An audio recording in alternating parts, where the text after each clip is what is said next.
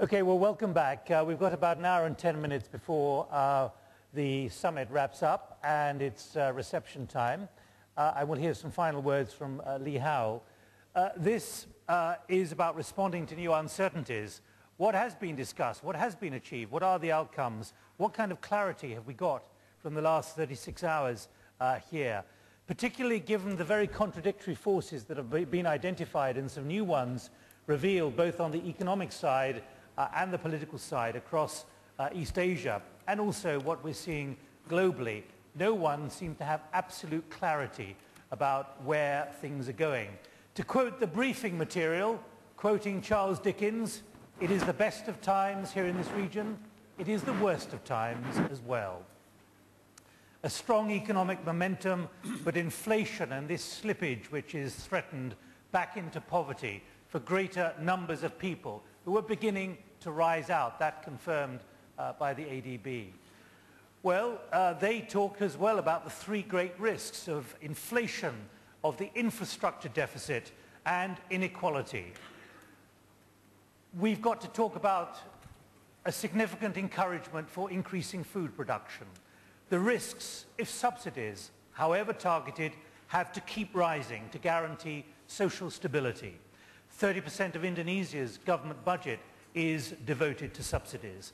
Other issues coming up, the connectivity of public policy to the real public concerns across this region, which raises questions about leadership, about the policy deficit, about what is being driven by the pace of the unexpected. The struggle for skills, simply not enough skilled people in this region and beyond. And it's come up time and time again, obsolete global institutions when it comes to the challenges, particularly here in Asia.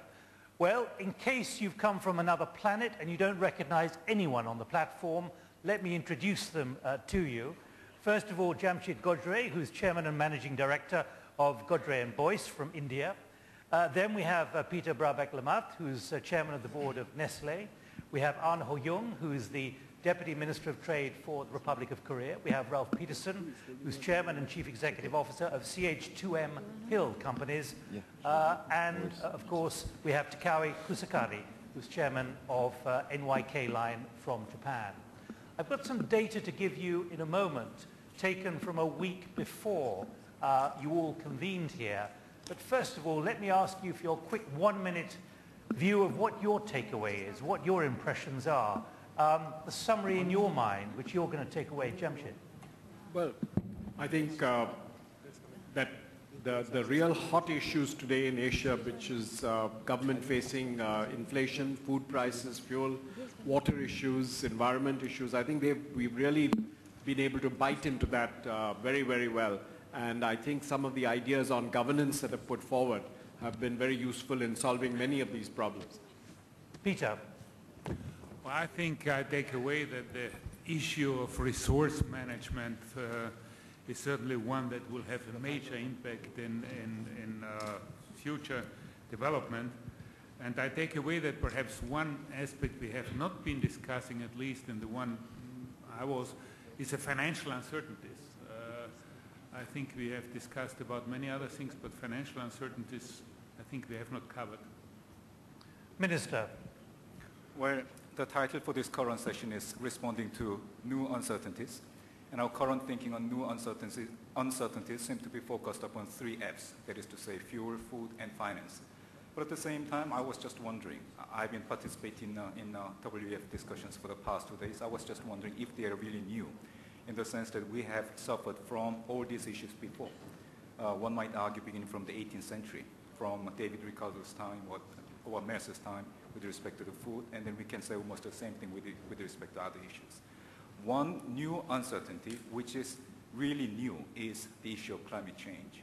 And then my impression seems to be that there has been certain tendency to be just trying to turn away from the climate change issues for various reasons. One of the reasons being there has been this principle called the common but differentiated responsibility.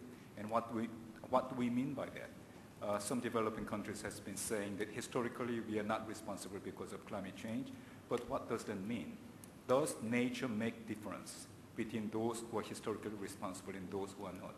So this is a very new issue, unprecedented issue, which we cannot wait, for the solution of which we cannot wait. And then it is my impression that this is a very important issue, and then somehow I'm under the impression that because of the enormity of the problems we have in the form of oil price, in the form of food price, I'm under the impression that another very important issue, really new, unprecedentedly important issue of climate change has not been sufficiently addressed.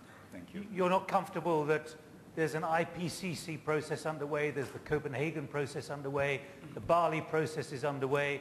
In other words, there is a momentum already.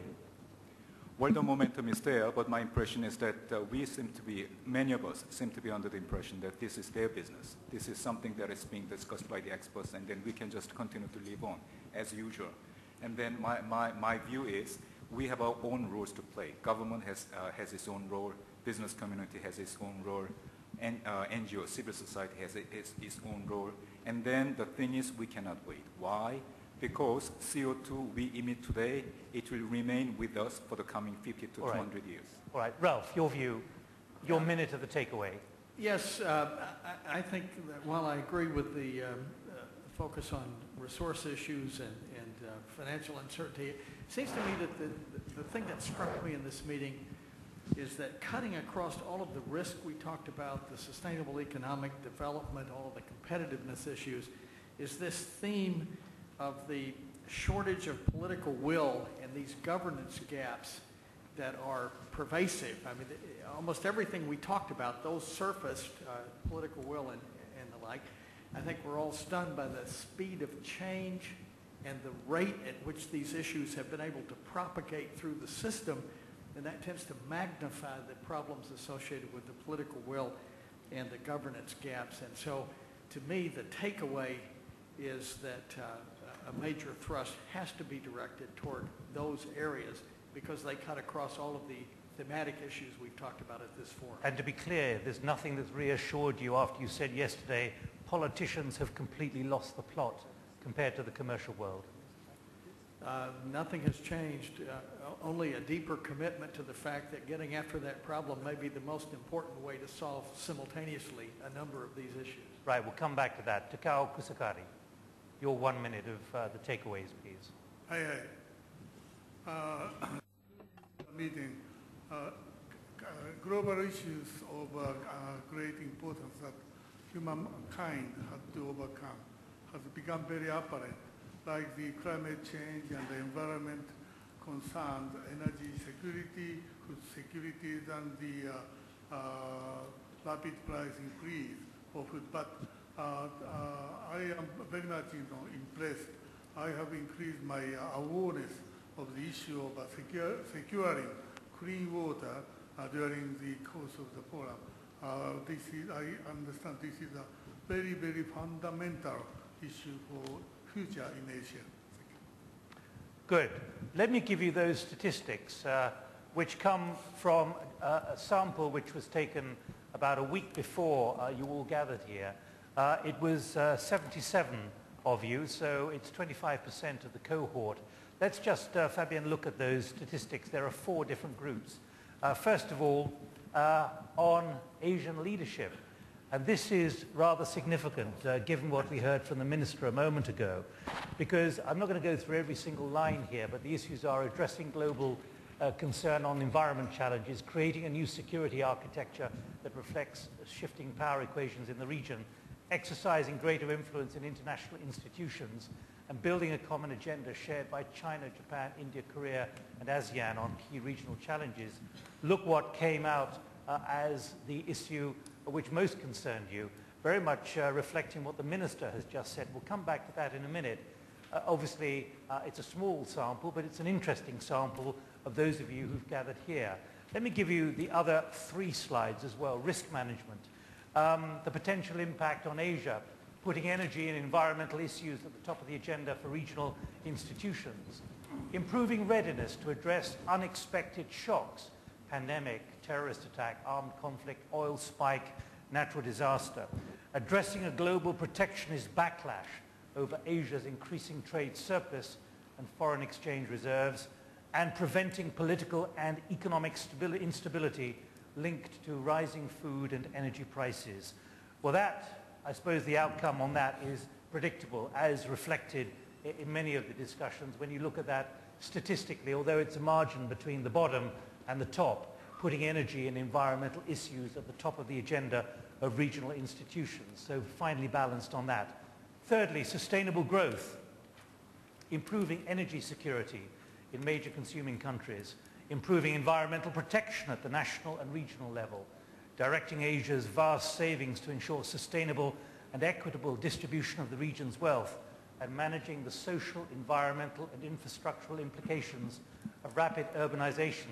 Again, the outcome is managing the social, environmental and infrastructural implications of rapid urbanization, underlining that concern that you all had, or many of you had when you arrived here, about the environment. And finally, competitiveness. Potential impact on Asia in transitioning from price-based to innovation-driven competition within Asia, adapting to the continuing growth and rising economic influence of China and India, adjusting to an economic slowdown in the US and to a weak dollar, and meeting the growing need for acquiring and retaining globally competitive human capital. What comes out top is the top line, transitioning from price-based to innovation-driven competition within Asia. Minister, I'm struck by those findings, and I'm wondering, given what you picked up at the beginning, if the immediate urgency of so many other issues has tended in the political and economic minds to sideline, which leads on to my question. Do you fear that actually the environmental issue which you have identified and highlighted at the beginning is having to be marginalized because of these more immediate effects with the threat to poverty, the threat to social stability, the threat to government revenues and so on, that is now more pressing and leading to a marginalization of the environment in political minds? Well, I wonder if that is the best way of addressing your question, but some time back I remember reading one of the books which was published several years ago, which was 7 Habits of Effective People. And then there was a very interesting passage in that book, which was that try to classify what you are doing today into 4 different categories. Important issues, but not urgent. Important issues which are urgent. Not important issues which are urgent. Not important issues which are not urgent. And then what happens is, for many of us, what we do is, we do not important but urgent issues. The reason why I say that is because, well, in fact, climate change belongs to that category of issues, which is important but not urgent issues. Why? Because the consequence of climate change, it doesn't happen today. It doesn't happen tomorrow. It will happen in 5 years' time, 10 years' time. And then there are more urgent issues like fuel price, like food price, like financial crisis, etc., etc. So far as the politicians are concerned, then much of their time, much of their attention is obsessed with what is urgent, but not as important as climate change. Which gets back to the point which Ralph has made, which is shortage of political leadership.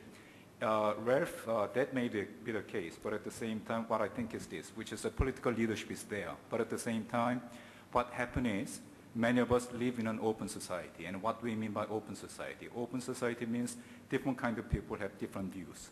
And then what happened is, even if politicians have certain beliefs, they have certain visions, they want to pursue it. But at the same time, even if they want to pursue their principles, visions, etc., there is certain compromise they have to make all the time. So in my view, it is not so much the shortage of political leadership. It is more the reality of the society we live in, which is becoming increasingly open, increasingly democratic.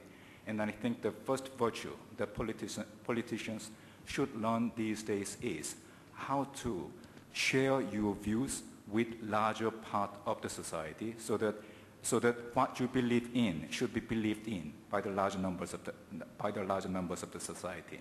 And I think, again, getting back to this climate change issue, this is a very urgent issue, and then we shouldn't be losing no time, so that in the minds of everybody, they should be realizing this is an important issue and urgent issue at the same time.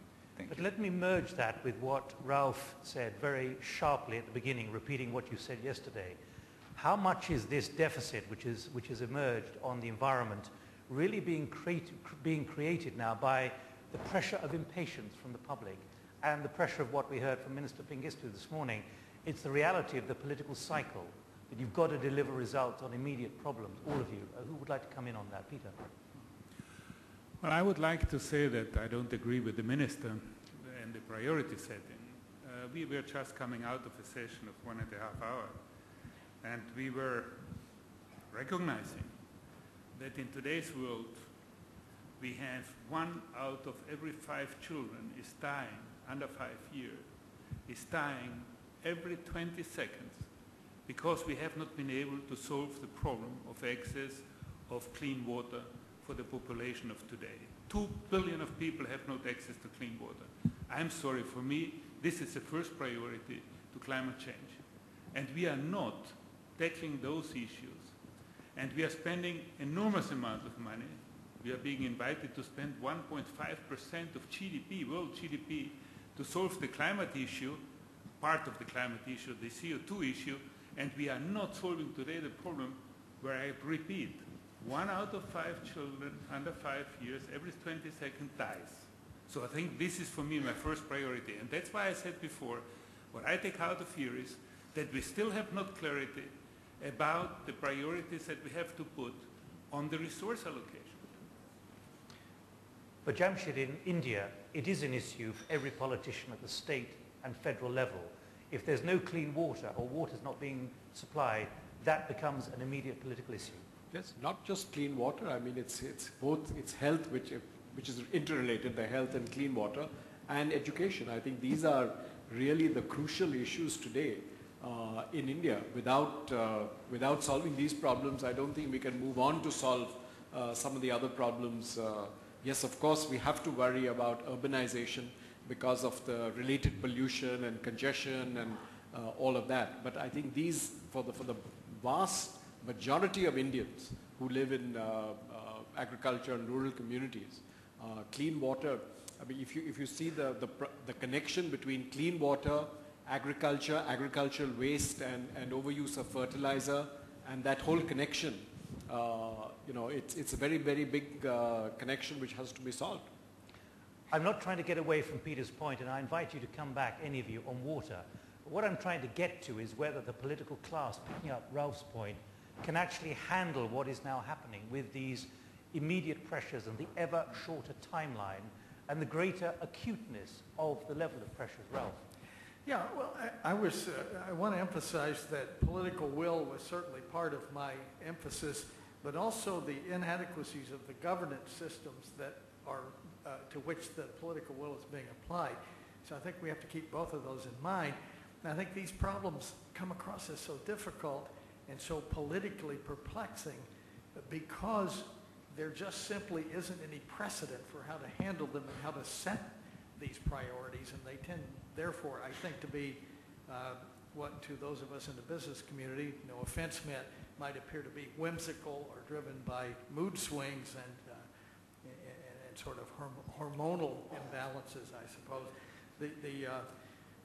Are you talking about political hormones? Political, okay. The political temperament is driven by hormonal imbalances in the absence of a governance structure that gives a clear sense of direction. So I don't want to forget about the governance structure weaknesses and limitations in talking about the political will. I think the other thing is the speed of change and the speed with which these issues can now propagate through an increasingly networked world. And I think that wrong-foots the politicians and the political will in a very significant way. And so I think that's the genesis of the challenge that we face. And I think what we're seeing is the efforts at regional cooperation here in ASEAN, new structures trying to emerge to capture regional approaches to the solution, to magnify the regional power. Clearly, Asia is the planet's economic engine for the decade ahead, at least, or longer. And I think we're trying to come to grips with that. But it's really just a reflection of, at the end of the day, these gaps in the systems that we've created. Our tools are not designed to work with the problems that we have today. And much of what we've talked about here are simply reflections and manifestations of those weaknesses. And maybe the first step is for us to simply try to gain widespread acceptance of the fact that that is the case, and that maybe then we'll begin to understand that we are in fact all in this together. Are you talking about, all of you, a new vulnerability of those, the political classes, whichever country that they come from, the most developed or the least developed in this part of the world? Yes, I'm talking about across the board in both. And I think when you look at if you overlay the financial market turbulence and the risk of inflation, which we see in the food and fuel issues already showing up, then you have the ingredients for protectionist backlash, and the political system will tend to respond to those pretty quickly on an election cycle basis. Very, very unwholesome formula for trying to solve these problems. Yes. Because I'd like you all to look into your crystal ball, or whatever you carry to look into the future these days, maybe electronic these days, to give me a sense of how well you think governments and institutions really can respond to these new uncertainties, these overwhelming uncertainties, the way the Prime Minister described last night, of a new dimension. Jamshyd. No, I have no doubt at all that governments have the ability to do it. In fact, most of the time when you're in private conversations with politicians and bureaucrats, they understand the problem and the solution just as well as we do. I think the problem has always been in translating that into action which makes sense to the majority of the population. And that's the deficit, I think, that we have faced to a very, very large extent, especially in India and I think in a lot of other developing countries. And so my wish would be for the politicians and bureaucrats to actually find ways which would, and good communication by which they could actually convey this and get the buy-in. Because what happens is that, for instance, you take the fuel price rise. We've heard about that in Malaysia and India and elsewhere. If there was a good communication as to why they have to raise the price, there wouldn't be less protest. But there's no attempt at making that communication and actually connecting. Peter.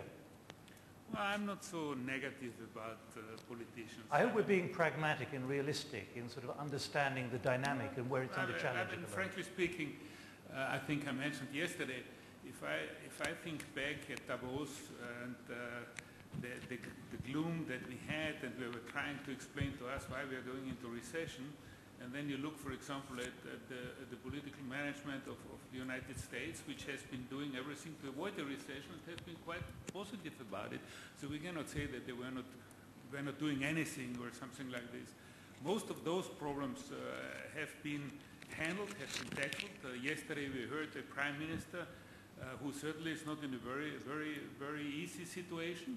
And yet, I think very important decisions have been taken by political management. I mean, to increase fuel prices by 40%, in the position is not very easy. So I understand that perhaps the problems or the complexity of the problems would demand a stronger coordinated political leadership if you want that. This I understand. Yeah? But I think we cannot say that politicians of this world have not reacted, and have not reacted very, very forcefully, and have perhaps prevented that this crisis, which under normal circumstances would have easily led to a major worldwide recession. I mean, we are still growing, and we are still growing well. I said in the beginning, to come down from a 9% growth rate to 7% growth rate, for me, is not a catastrophe. And that's what we are talking here. So I think we have also to recognize that I think a big part of politicians have done a good job. The problem is, and what I think comes through very clearly, is that this present time is a period of major dislocation. And we have seen that in our discussions. We diverge, that's just that, I diverge with you, you diverge with me, we have been diverging, which is a good part, but we are diverging about everything today, basically, in the public opinion. We're diverging about inflation, we're diverging about commodity prices, about what is the US dollar, is it too low, it's too high, about everything. Okay? And this only shows to me that these uncertainties will not go away. I would say, if you ask me in a year by now, when we meet again, I think the level of uncertainties will be more than we have them today and not less. Let me rephrase the question. You say you're not that as negative as maybe Ralph was.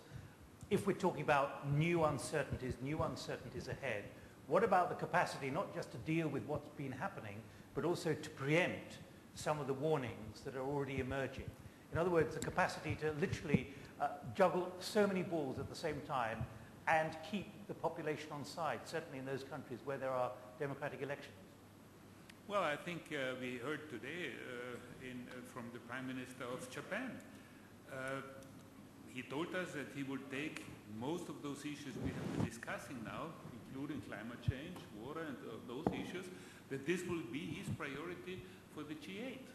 Okay. But the trouble is there are voices here saying these institutions are irrelevant now. Well, that's why we have, we've been discussing whether we have to get from a G8 to something more, or whether we have to create additional.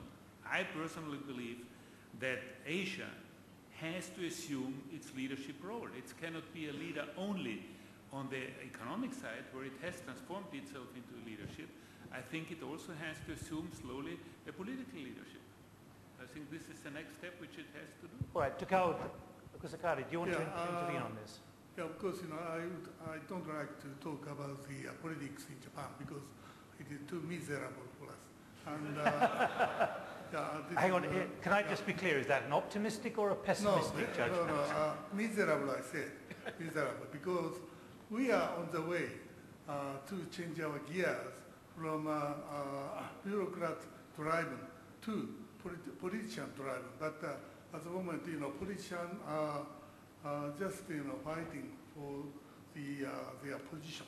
So at the moment, they, quite frankly, and unfortunately, I have to say,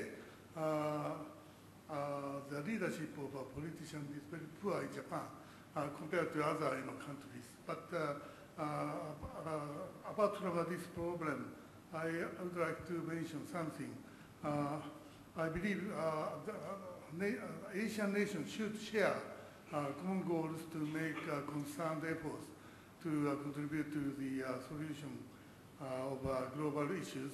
Also, we have a lot of problems or barriers like language and culture and geographics and religions. But anyway, it is necessary to overcome, and the Asian government and cooperation should rethink their get it along approaches and work together to combat global problems. And I would like to, anyway, you are talking about the priority between the environment issue and the water issue. But why can't we talk about these problems in parallel? That's, I think it is possible. I'd like to ask any of you to help focus this debate a little bit in the last half hour as well. So can you get the microphone to you? And particularly if you feel frustrated that we're not actually talking about the thing which is still on your mind. Minister, you're the politician here. Are we being unfair on politicians? Or do you think this, as someone who has to sit in the minister's office, thinking how you're going to respond and the practicalities of politics, but the imperative of being seen to take action? Well, Mr. Gowing, as a matter of fact, I think I should be beginning through explanation of our government system, in the sense that we have presidential government system, and in our system, which is different from parliamentary system where you are from, government ministers are not necessarily politicians, which means I'm not a politician. But at the same time, maybe I'm in a more neutral position to talk about. Yes, but you have ex officio responsibility. Exactly. So what I'm trying to say is this, which is that I think there are two different versions of Ralph's critique of political leadership. Version one, shortage of political will, right? And then I have something to say with respect to that version one. Version two, inadequacy of governance structure. And then I do not have anything to say against version 2 of REF, in the sense that there is, in fact, inadequacy of governance structure. And then, in my view, it is not necessarily because of shortage of politicians per se. It is more because of the change in the society we are experiencing these days. And then it is, I think there is a gap between the society we are living in today and then the speed with which politicians are adapting themselves to the changes taking place in this society. Can you help us define that societal change more precisely? Exactly. Well, as I told you, I'm not a politician. I, in fact, have long years of trade negotiation. Back in 1996, we were involved in something called negotiation over MAI. I wonder if any one of you still remember what MAI stands for. That was the Multilateral Agreement on Investment. And then while I was participating in the negotiation, I was from time to time very much perplexed. And the perplexity came from the fact that we were government representatives. We were negotiating government-to-government rules. But at the same time, I came to find a large number of participants. They were talking about the views, inputs coming from the civil society. At the time, I didn't fully appreciate. Intellectually, I understood where they came from. But at the same time, emotionally, I couldn't fully understand where they came from. Why? Because at the time, that is back in 1996, we are talking about not many decades ago. We are talking about just 10 years ago. Input from civil society was not a big issue for the Korean trade officials. It was an issue for the officials coming from other countries. That would be one of the examples of what I mean by the societal change, in the sense, at the end of the day, my negotiations failed. And then when that happened, I still remember what I read in the newspapers, and then what I read in the newspaper was that this is the first casualty of internet age. The reason why they said that was because what was negotiation in the good old days? Negotiation meant esoteric world where diplomats came with their briefcases, which was the contents of which was not disclosed to anybody other than those people who were sitting in the rooms negotiating among themselves. It was not the situation during the MAI negotiations. Every change, every progress that was being made in the MAI negotiations, it was instantly put on the internet, shared with large numbers of the society. And then how the society reacted, of course they had their own interests, they had own perspectives, and then many of those civil society members, they had only single issues that they were interested in. And then they stuck to those single issues, and all of them came to talk to their negotiators, came to talk to their politicians, and they insisted that their single issue should be resolved through the negotiation. And then the situation became impossible. That I think is the reason why it was suggested at the time that this is the first casualty of IT revolution. And then we are seeing many casualties these days. The other day I was talking to Couldn't it be seen as empowerment, as community empowerment now, a different kind of politics, the bottom-up pressure, not a casualty? In other words, better politics ultimately? Well, I think we are looking at the same fact from different perspectives. From certain point of view, you can call it empowerment. From certain other point, if your concern is diversity of views, then of course you can call it empowerment. But at the same time, if your concern is efficiency, then you might take a different perspective. What I'm saying is this, which is that several months ago, I was speaking to a group of university students in Korea, and then the subject was current status and prospect of DDA, WTO DDA negotiations. And then when I talk to students, I really like it to raise questions with them and then respond to the answers. My question was, what is the current status of DDA negotiations? And one of the students raised a hand and then they said, tough. My next question was, okay, that's a good answer. What is the prospect of DDA negotiations? Another student raised a hand and then he said, tougher. So again, it was a very smart question. And then of course it provided a good clue for me to begin my own views, explanation of my own views on why DDA negotiation is having a difficulty. Why DDA negotiation is having a difficulty? Because of different views being held by 140 members of the WTO. But if we go just one layer deeper, it is because of IT revolution in my view, in the sense that why government officials are as stubborn as they are, because they are at the mercy of the stakeholders in the society. And those stakeholders, many of them are empowered, all right, but at the same time, they're empowered and stick to one single issue, and then they come to speak to the politicians and then say, unless my one single issue is resolved, I cannot agree to this package. That makes the whole process impossible. That is the reason why I'm saying that there is societal change. But at the same time, I think we really do not have to be too cynical about this. In the sense, I agree with Peter in the sense that when he said that, well, of course, the process is inadequate. It doesn't mean the process doesn't work.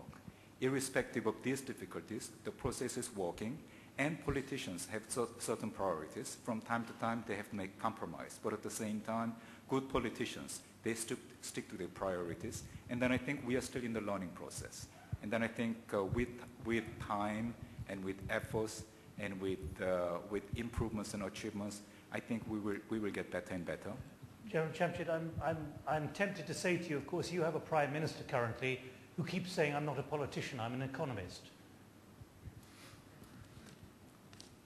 You talk to me? Yeah, Jamshyd. Yeah, your Prime Minister, Manmohan Singh, he keeps saying, I'm not a politician, I'm an economist. Well, you know, that the division of labor there is that Mrs. Gandhi is supposed to manage the politics of the coalition and he's supposed to manage the country. So I suppose if he says that, it's right. But I think even earlier when I was saying that, you know, we've really had a failure of governance, especially the politicians, and it's more to do at the state level. You know, it's not so much, I think we've had good governance at the central level, but as you know in India, each state of India is larger than most countries in the world. And so the failure has really been on delivery to people, which is at the state level. And I think that's where we are really missing out. I think the Prime Minister has been, and the Finance Minister, and lots of other trade ministers, etc., at the central level are doing, you know, very proud of keeping India's position very clear. And but I think the failure that we are having is really at the local level. And I think that, yes, it's good to have somebody like Dr. Manmohan Singh as the Prime Minister, because in the past we've had Prime Ministers who've not understood economics. So to that extent, I think in the last 8 years, the type of growth that we've had has been, you know, and the reforms that we've had in the whole process of development have really contributed greatly because of the high level of input that we get from our Prime Minister, like that. All right, what's on your mind? What do we need to discuss more, which you've heard, which you feel is really contributing to the uncertainties? Do I see any hands going up? We seem to have solved all the uncertainties. Bit of a tautology there. Okay. Peter, I'm conscious of what you said about water. You say it isn't on the agenda, but it's so vital. What would you be saying now about this uncertainty and what needs to be mobilized? Well, I think I have stated before that, first of all, I consider this water to be the most precious resources that the world has, the most important one, because without water we will not be able to live. And yet we treat it as if it was a commodity that is without any limit. We don't give it a value. We hide away behind sayings that water is a human right, therefore it shouldn't have a value, which of course is right for the 5 liter and the 20 liter that we need, 5 to drink, 20 liters for a minimum hygienic. But, you know, I haven't seen human right to fill my swimming pool or to water the golf courses and to wash the cars. I don't think this is a human right. We are using it or overusing it in big parts of the world. We know we are using today the fossil water reserves, and I say once again, we will be running out of water long before we are running out of oil. And therefore I think we have to get the priorities right in what we are doing. And the whole thing is all about that it's a problem that can be solved. It can be solved now. Relatively easy. We discussed this in full details. We know what has to be done, infrastructure investments. We know the technologies that can be used. All of those things, I think, and yet we don't tackle this problem. Can we, Fabienne, is Fabienne still there? Maybe put up slide number 4, please. I mean, because that confirms your concern about managing the social, environmental and infrastructural implications of rapid urbanization. This is a foreseeable problem. It is looming not over the horizon, it's here. We now know that more than half the world lives in an urban environment. That's the official confirmed figures. What kind of urgency now needs to be put in by governments who are concerned about not having the cash for infrastructure and coping, particularly in the developing world, with the vast increases of numbers putting pressure on the urban environment? Well, I mean, I give you only two examples, which are facts. 3 major rivers of the world are not carrying water anymore to the sea.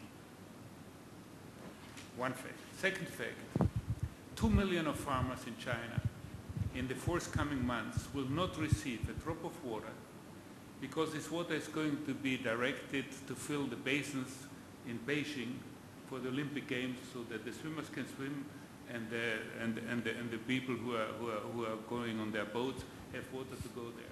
Okay. 2 million farmers will not have water during all this year. Just like this. Those are the facts of today. We are not talking about problems of tomorrow. We are talking about the problems of today. Okay?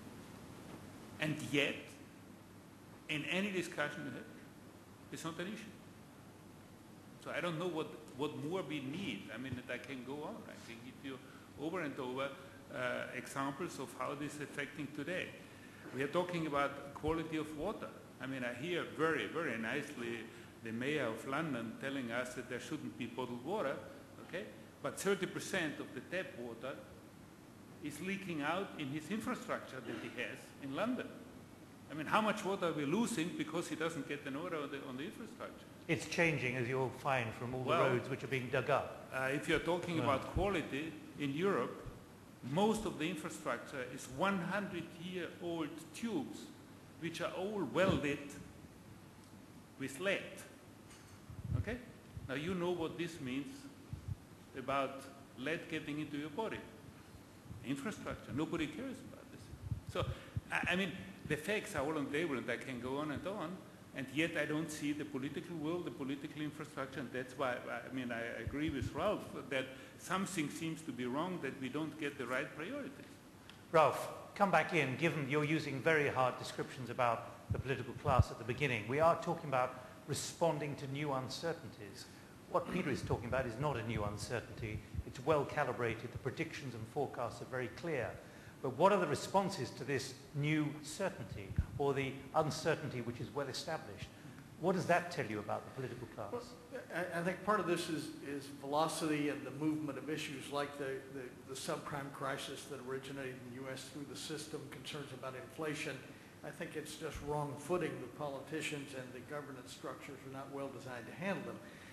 Let me quickly not give the private sector, of which I'm a member, a complete pass on this issue, because I think at the end of the day, what's the broader thing that's going on is really a sort of erosion of institutional trust as people don't see the right kind of responses, or they're confused.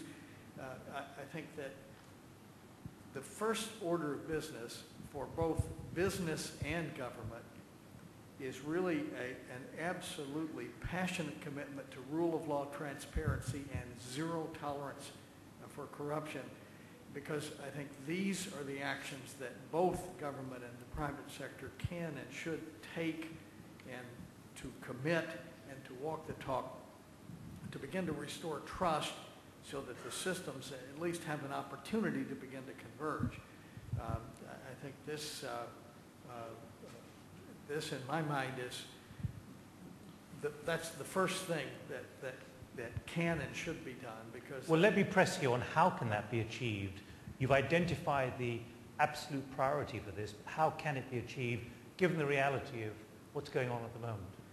I believe that frankly, visible commitments, raising the awareness, public-private pronouncements of a mutual commitment in this area, actually raising the visibility to civil society and expecting to be held accountable for those outcomes is how it has to get started. I don't know any other way to do it. It's not a matter of passing new laws. I think they're there already. They're just either ignored or broken. And I think this question of how do you start to build trust? Well, I think you build it by visible commitment and tangible action. To me, that's the foundation that the rest of what we're trying to do ultimately has to lie on. I think beyond that, in particular for Asia, I think Asia has a remarkable opportunity to really lead the world in this sort of next generation of resource efficiency, energy efficiency, raw material use, waste minimization.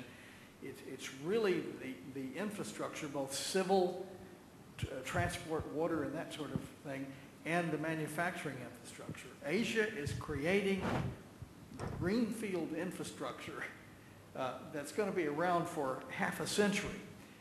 And I think the opportunity for leadership in this area, built around this foundation of trust and transparency, is in my mind the area that we ought to focus on. It's consistent with the issues in the survey about managing the social, environmental, and infrastructure implications. I think that's viewed as a global challenge. Asia's greatest asset is its human capital, and it's just amazing. And I think this foundation of trust and a willingness by both government and industry to invest in that human capital will set free this creative innovation and really will allow Asia to exploit this opportunity for true leadership in these areas that I think the whole world thinks are important. And I think that, more than anything else, can begin to neutralize this protectionist backlash that we see coming out of the hegemonist sort of attitudes, of political attitudes in the U.S. and to a lesser degree in Europe, because it demonstrates leadership in addressing the problems, and it takes away the issue of some kind of unfair competitive advantage. And so that's my dream. I know it sounds optimistic or maybe naive. I think this is doable, I swear. I think. Well, Don from Vietnam and also Jamshyd in our discussion on governance earlier were very emphatic, saying that business has a role in this, holding governments to account much more, as opposed to some corporations and companies being complicit in the whole thing. Yeah. And holding them accountable and being accountable on their own account. I have one more issue. You raised this issue of managing social, environment, infrastructure problems. It's quite unique in India. The one institution which is actually doing something about this is the courts. We have this system of public interest litigations. And if you see today, if you were in Delhi 10 years ago, and the air quality in Delhi and the air quality today, the difference has happened because the Supreme Court of India issued a ruling that all public transport will be run on CNG and not on petrol and diesel. That one single action has cleaned up Delhi to a very large extent. So I think in a country like India, the courts have actually taken a huge burden. Today, if you see the public interest litigations in the courts on social issues, even on issues like water and healthcare and urbanization, etc. So that's one institution that we shouldn't forget about. Yet, why has it not been replicated right across India in the big conurbations? That order, that ordinance? Yeah, well, I think it's happened in Delhi. There's always a time lag between Delhi and the rest of the country. But I think it will happen everywhere else eventually. But it's not happened yet. But why has it taken so long then, if there is such an advantage? Yeah, this is what I mentioned earlier. The difference between governance in the states, the disparity is enormous. You take the governance in Bihar, in the north, and you take the governance in Kerala or in Tamil Nadu or in Karnataka, there's a world of difference. So I think we have to learn that the expectations of people are driven partly by education, their level of education and literacy, and partly by their aspirations. And I think this is part, you see the aspirations today. If you go to South India, the dynamism that you see and the aspiration that you see, you just don't see that in Bihar and UP. Okay, I know two want to intervene. One here and over there, please. Okay, Luke Alfie from Oxitec, United Kingdom. You talked about water earlier, and you can't talk about water without talking about food, to me. And there are similarities and differences. Water a leaking sewer in London does not affect the availability of tap water and drinking water in Southeast Asia, but a drought in Australia affects wheat prices throughout the world. And Peter Brabeck made an excellent point in an earlier session when he said that fuel, big important issue, but oil is not sustainable. Oil will one day run out, and one day we will get over it. But food has to be sustainable now and forever, and not only for the 6 or whatever billion people we have today, but the 8, 9, 10 billion people that we will have in a few years' time. And agricultural productivity rose for decades after the Second World War from investment in technology, in genetic technology, in agricultural technology. And that investment has fallen off, and agricultural productivity has not now increased. Remember, we're trying to get to the root of how to respond to these new uncertainties. Okay, so I would suggest further renewed investment in agricultural productivity from every step, from education of smallholder farmers through to genetic technologies that improve crop productivity and yield. And unavoidably in that, the fuel cost of fertilizers and the manpower and education issues, but education and further investment in agriculture, just realizing that it is a problem in the short term and also in the long term. Haven't we heard that answer already, like from Minister Pengistu this morning, talking about the urgent need for seeds and so on? In other words, the governments are acting on that quite quickly. There's certainly a short-term response of bringing some fallow land back into production, but I'm not sure that there is really the commitment to use even genetic technologies that are available today, or to develop in that area agricultural productivity, go back to more intensive land management while still trying to protect the environment. All right, let's put that on the agenda, please. Someone, I can't see who it is. Jean-Pierre Lehman, sorry. Jean-Pierre Lehman, IMD. My question's a bit different, but anyway, when we look at these uncertainties, one of the things that I'm asking myself is what are the uncertainties that are not up there and that we'll be talking about next year and say, how come we miss them? And I have two possible that might be discussed and also the responses to them. The US, the uncertainty of isolationism, and again I say uncertainty, not certainty. How does the region respond to that particular possibility? You know, so bearing in mind all the sort of literature there is now about the decline of the US, the post-American world, et cetera, et cetera. So irrespective of whether we think this is going to happen or not, what would be the kinds of responses? And the second big question for me is post-Olympics China. Just as we talk about the possibility of an isolationist US, what about an inward-looking China if we take a scenario that, for example, the Olympics, which is meant to be the coming out party, goes bad, quite apart from the problem about whether the swimming pools are filled with water that the 2 million Chinese don't get. So it's these kinds of uncertainties that I wonder we may not be thinking about, but that we may be spending a lot of time in next year if they were to take place.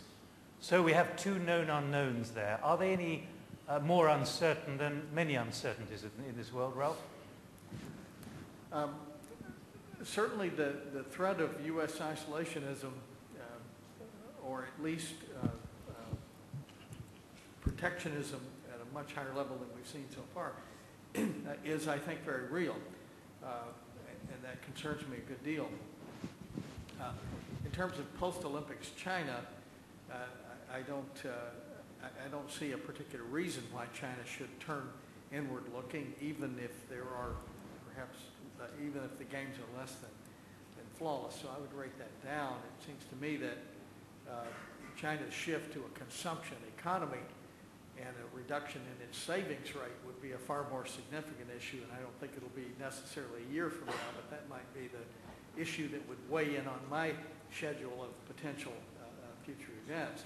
And I think the growing significance and contribution to isolationism concerns in the U.S. and to a lesser degree Europe from the sovereign wealth funds, I think is in my mind a high issue, because I think in a matter of years those sovereign wealth funds are likely to rival private equity as a source of great... As the American though, Ralph, let me put it to you, and I heard this only last week when this came up in a similar discussion, and someone said, well, that issue of isolationism or greater protectionism is always something that comes up at this time of the election cycle, and it'll slowly drop away after the 20th of January next year. Yeah, and I believe that its focus and emphasis is heightened because of the election cycle, but I don't think it's limited to that. Okay. I think there's something somewhat more fundamental going on. I think it really relates to the concern about the economic dislocation.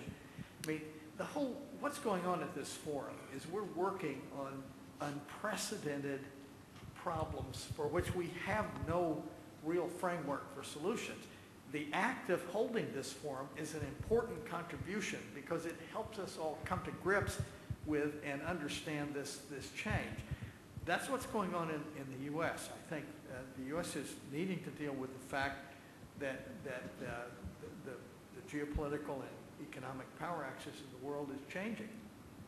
And for most of the lives of the people there now, it's not been that way because most of them are post-World War II. But if the Doha round collapses by the end of July, after 6 years, if the Doha round collapses, and it's 50-50 at the moment, does this question become relevant at all? About American protectionism, because there's a whole new reality about the way international trade is going to be conducted. There's no longer the possibility of a deal on Doha. End of story. That would certainly not be a favorable turn of events. I wouldn't want to necessarily presume that it's the U.S.'s hegemonous position that necessarily caused that, so you need to tell me exactly. I didn't say that. I merely said it collapsed. Yeah, and I think the collapse of the Doha round would be a contributing factor to, and would be a signal that this protectionist trend is gaining traction. I would hope that it wouldn't necessarily be because of unilateral recalcitrance on the farm subsidies by the U.S. that would cause that event. Right, let me get some other views. Jamshyd and Peter. No, I must say I'm less worried about the U.S. isolation. The fact is that in the food supply, we have this isolation now and in most of the countries of the world. I mean, one of the reasons why the food price was going up so high is that suddenly government decided no export of my food anymore. I want to go back to self-sufficiency. Argentina, Kazakhstan, India, Thailand, and go on here. Okay? So I mean, in the reality is that at least on the food supply area, we're not talking about the future, perhaps protectionism. We are talking about one of the main reasons why the food prices went up so high. But was protectionism. Here you've got this point about here you've got this very important point about mobilization of agriculture in this region. And I think this is the biggest danger that we have, and we have it now. We don't have to wait until the election. It's now. There's an interesting point, and I think Mrs. Pangetsu also mentioned it this morning, which is that developing countries, in their own self-interest, are removing import tariffs on agricultural products. Take palm oil, for instance. You know, India had 80% import duty on palm oil, which has come to zero as a result of response of the government to inflation. And it may just happen that Doha, I don't know, I mean, Peter's point is correct that, you know, protectionism is there. But I think the mood is today, the inflation and food prices, etc., are sort of almost more important for developing countries than protecting farmers. So I don't know whether it might actually happen that, you know, you get a sudden twist and everybody says, okay, let's do away with agricultural tariff. I don't know if it'll happen in the developed world, but certainly in the developing world, the mood has changed enormously. And another thing about the US election, which was mentioned, you know, it's very interesting. Obama has been saying consistently that outsourcing is a reality and we must go on with it, which is very different from 4 years ago when everybody said, all the politicians said, outsourcing is terrible, it's taking away jobs and moving them to India, etc. You know, so I think that yes, there may be uncertainties, but I think the reality is also being accepted. Anyone else want to come in? Please, yes, a couple at the front. John Arnold from APCO Worldwide, based in Jakarta, Indonesia. If I may, I'd like to revisit the issue of urbanization, which did come onto the screen as a priority. But primarily the conversation focused on the issue of infrastructure. But what I sense is that this is a multi-dimensional issue which is going to come and hit us very, very quickly. We've been talking about hot topics over the last 2 or 3 days, topics that should have been possibly recognized in think tanks years ago. Are you saying they're not? I'm not certain that the urgency and the timing of the issues that have emerged in the last few months were not, say, predicted 2 or 3 years ago, when maybe strategies could have been put in place to address them and mitigate them. And what I'm suggesting is that we should be thinking very hard and urgently. Climate change has been highlighted as an an important but not urgent issue. And my sense is that the urbanization issue is also in that category, but should be in the important but urgent category, because we're facing not just urbanization because more people are coming to the city, which is meaning the population of cities is expanding much faster than the general rate of population. But of course, populations are growing at the same time. We talked about 6 billion becoming 10 billion in the next maybe decade and a half, or maybe even faster. That's going to have an enormous impact on urbanization. That means that the rural population is actually going to, in sort of net terms, and maybe in absolute terms, is actually going to decrease, which means you're going to have, in terms of food, much fewer people actually producing the food or able to produce it, but many more people consuming food. So if we think we've got a food problem today, it's going to be magnified many times in 10 or 15 years. Add to that climate change as well, and you've got some very, very powerful dynamics which need to be addressed now with very focused strategies, I believe. Right, thank you. Klaus Schwab wanted to word. Let me make three comments. The first one is related to your question. At the World Economic Forum, we publish every year a report on global risks, global challenges.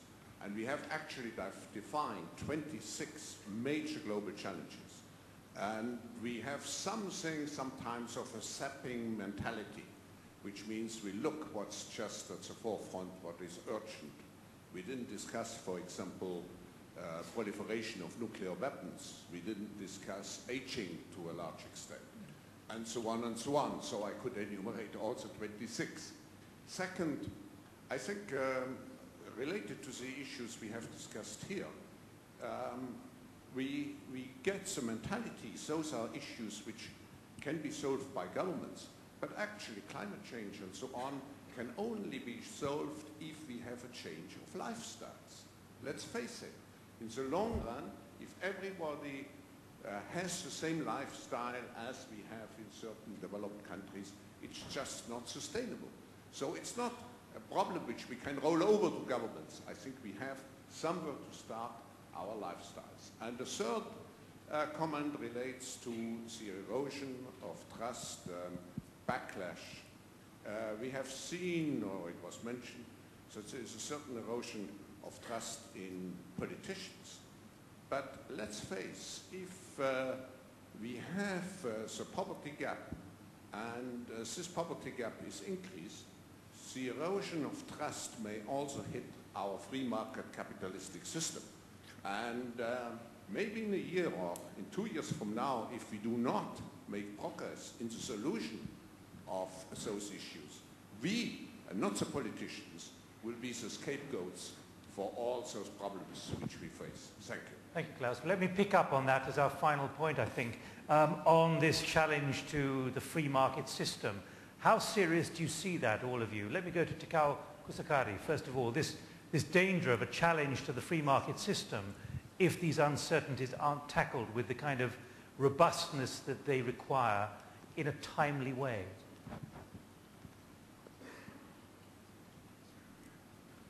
Yeah, of course, you are quite correct, and we have to take up such kind of issues very closely and continuously. But to my observation, as Mr. Schwab said, two matters or two subjects are not really deeply discussed this meeting. One of them is urbanization, And another one is aging problem. Both of them are very, very important matter for uncertainty. And for example, in Japan, aging problem is a very urgent matter. And within 20 years, in the rather advanced country like Hong Kong and Korea, sometimes in the China, this issue shall be a very, very important matter in near future. So I hope two issues should be discussed in the next opportunity. Let me just add to the robustness of what Klaus Schwab was asking. Could it be that there's a certainty here that if these issues are not tackled correctly, there will be a challenge to the free market system? Let me ask all four of you before we close. Ralph. Yeah. No, I believe that risk is real because it reinforces some of the other drivers that are causing this discontent and unease. I think 10 years ago, late 90s, the world was pretty well sold on the benefits of globalization, and there was an expectation that that would be a rising tide that lifted all boats, and then a lot of good things would happen. And a lot of good things did happen. But the job movement around the world, the factor comparative cost advantage, and the shift in the global economic power axis is not something that particularly the developed world was necessarily ready for. And in both the developed and developing countries, I think there was some kind of an expectation that the poor would simply become better off, and they did, but the rich got better off at a faster rate, and that's perceived as this inequity issue. And I think the civil society, ordinary people started to think, well, wait a minute, this was not supposed to happen. Poor people were supposed to get better off. It was supposed to be solved. I didn't realize you were talking about my job moving to some other location. And I think that has begat a sort of deep discontent and mistrust that the failure to make progress on those issues, including, as Klaus said, on perceived income equity issues, really opens up the opportunity to accelerate that.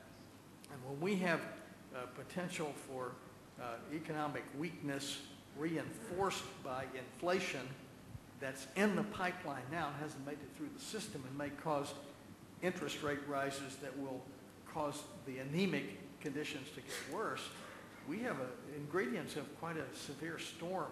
All right, let's be quick if we can. Jamshyd, your view. Yeah, I have no doubt at all that globalization and the free market system has done enormous good to India. Yes, there have been issues about it, argued about it, whether we've really it's been transferred across. But I think we would not have seen this type of growth in India had we not got the reforms and real expansion of trade and investment in India. But the challenge here is about a challenge to the system, maybe in a couple of years, because of this. But I don't see a challenge to the system because I think overall it's done a lot of good. All right, Peter. Well, I certainly agree with Klaus that trust and values are the most important aspect of the long-term competitivity. Let me just give you two figures, okay, before this crisis. The World Value Survey showed that when people are asked, is it important that children are encouraged by their parents to accept the value of hard work? 86% in China said yes. India, 85% believe that hard work is a good value. In Denmark, it's 2%. In Sweden, it's 4%. Okay? I'm not surprised that this region had a better economic development. Now, I give you another question, which is absolutely eye-opening.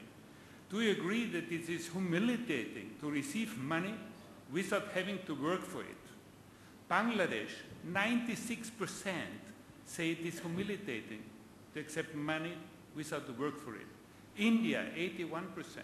Okay? Philippines, 78%. China, 73%. In Netherlands, 27% thinks it's humiliating. Okay? The social penetration, this idea that the state has to give to me. Now, I think if, as long as this region keeps those values, I think this is more important than political and economical leadership. The big question I have is, if we're coming out of this crisis, which is now pushing back people who had aspiration and they were brought out of extreme poverty, and we are pushing them back now into extreme poverty, whether they will keep those values or whether they will change and will embrace the values that we have unfortunately embraced in Europe. I'm tempted to ask you if there are any Dutch, Swedes or Danes who would like to comment, but we're out of time. So let me go for a Korean view, finally, on Klaus's point about the real challenge to the free market system. Well, Mr. Gowing, this is very interesting because I was not preparing to answer the question from Professor Schwab, but earlier this morning I was speaking to a group of people, and then the subject was what governments have done and can do in order to promote trade. And then I made 3 points. First of all, what I said was that governments have contributed to expanding the market access. The second point I made was that governments have done certain contributions through building infrastructure, roads, railroads, port, airport facilities, and more importantly these days, IT facilities. Third, I said, while those two achievements that governments have done are important, there is even more important third point. And then the third point is the free trade system is under serious challenge. I mean, this is what I said this morning. I was not preparing to answer the question coming from Mr. Schwab. But at the same time, the question has been very heavy on my mind. In my view, the free trade system is under serious challenge in a large number of countries. I will not be naming those countries, but in my view, free trade system is under serious challenge. And then this, I think, is a very worrisome development. Why? Because in my view, as well as in the view of a large number of us gathered here, I think free trade system is good for all of us. Free trade system, of course, is beneficial to improve the standard of living for all of us.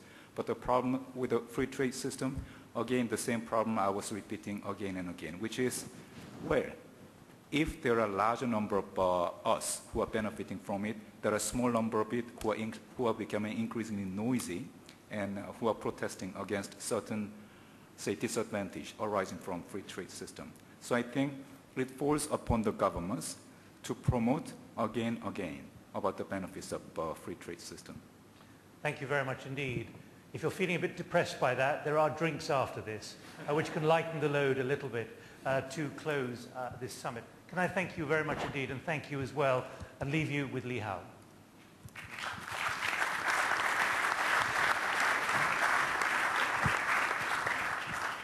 Thank you very much, Nick. By introduction, I'm Lee Howell, the Senior Director here at the Forum, and really a great beneficiary of all your brain power as the head of programming at the Forum. I'm here to extend a number of votes of thanks.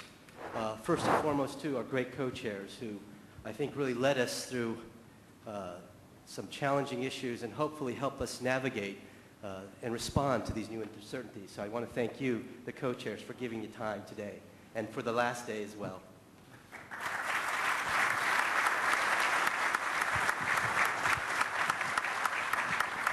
Second, I'd like to thank all of you, the members of the community, the real community of the Forum. I'm inspired because you're willing to devote your time to address global issues and regional issues that really matter, not just for ourselves, but for the future, our children, our grandchildren. And so I really want to thank you. This is the commitment that you show to these issues by being here with us and engaging in real discussion, real dialogue, real thinking about very, very important issues. And I just want to thank each and all of you. So I think you owe yourselves a round of applause as well.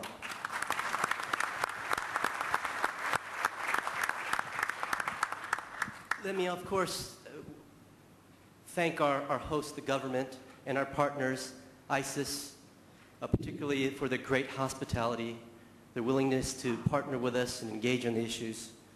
I would be remiss not to mention that last evening, the Prime Minister gave an excellent speech. I know that the acoustics were not such that you could hear it all, but it's posted on our website, available here. But it's recommended reading, I would say, in terms of to conclude this summit and to think more about responding to these new uncertainties.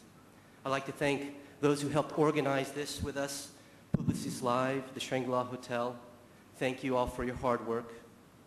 But in particular, I'd like to thank members of the team that put this together, and one person in particular who I've had the great honor and great joy to work with the past 4 years, who has built the program for this World Economic Forum on East Asia, and who will be leading the effort from you, with your input next year, and that's Shushan Palakuti Rao.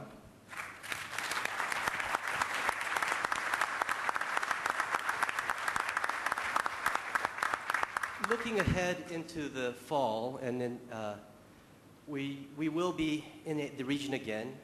We'll be in Tianjin, China, for our annual meeting of new champions in September. And I highlight that because it commemorates really the 30th anniversary of the forum's engagement with China. Just to think about that, there's so many institutions around, but 30 years ago, we first engaged with China, and each and every year since then, we've had a number of activities. We've had the China Business Summit for over 25 years, and this will be our second annual meeting of new champions in China. That in the fall as well, in November, we will return to India, and I hope to see the co-chairs, and certainly Jamshyd, at our 24th India Economic Summit, the 24th year that we've been in partnership with CII, the Confederation of Indian Industry in India. And so, who I'd like to thank today for his commitment and vision to the region, a region where I was born in, and I find is my home as well, is our founder and executive chairman, Professor Klaus Schwab.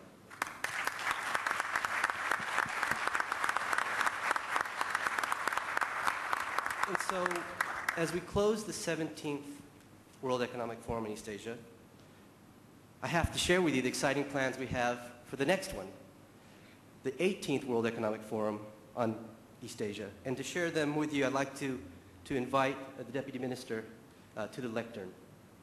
Deputy Minister on. Welcome. Please.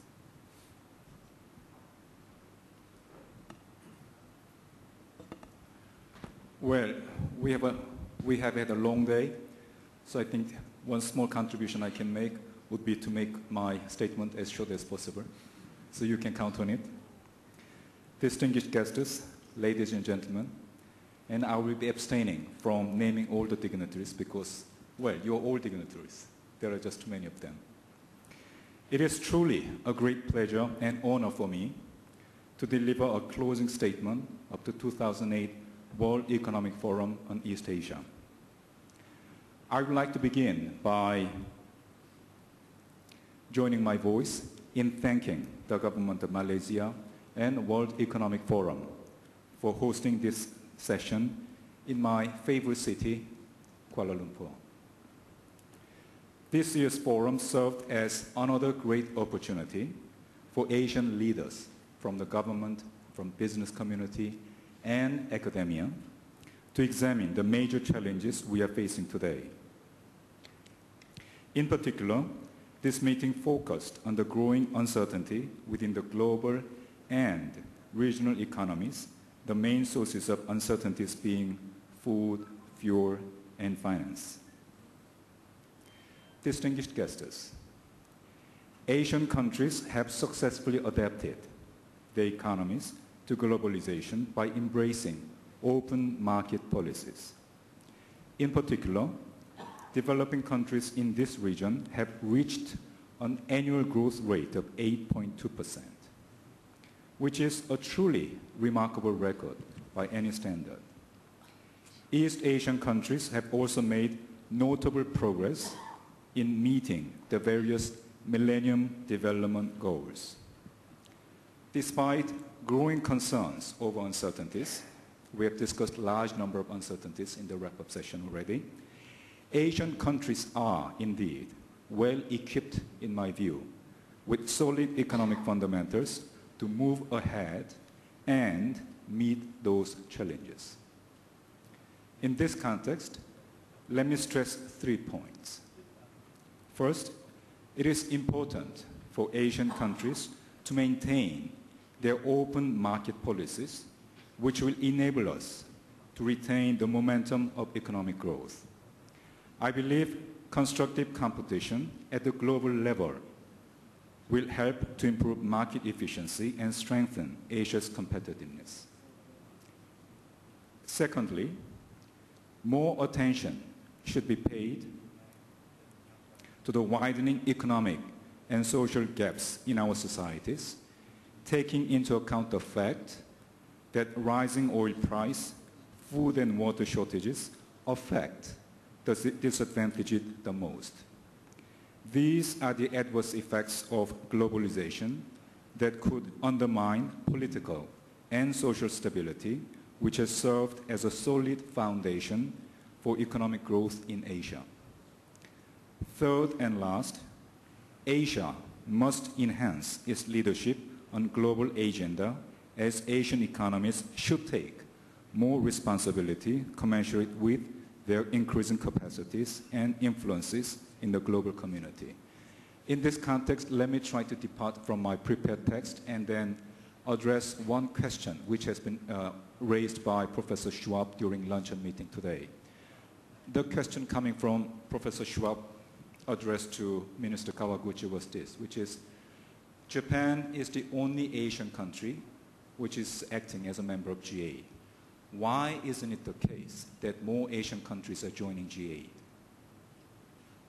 I listened to the question and I said to myself, well, another way of raising the question would be this, which is now Asian countries have certainly more capacity to contribute to resolving global issues. And then I think we should be seeing more of it in the days to come, whether they are a member of G8 or not. This year, G8 is being hosted by Japan, and Japan is hosting it with G8 member countries, plus 5 countries which used to be invited to G8 meeting for the past 3 years. Japan has took the initiative of inviting 3 more countries this year. So this year, in early July, it will be held in the format of 8+8, in the sense G8 member countries plus 8 more countries. And those 3 additional countries are Korea, Indonesia, and Australia. Korea is thrilled about this opportunity to participate at the G8 meeting. And then, as I told you, it is my firm belief that Asian countries should and must play a more active role in resolving global issues, and that, in fact, would be another good opportunity where we could be demonstrating our willingness to be doing it.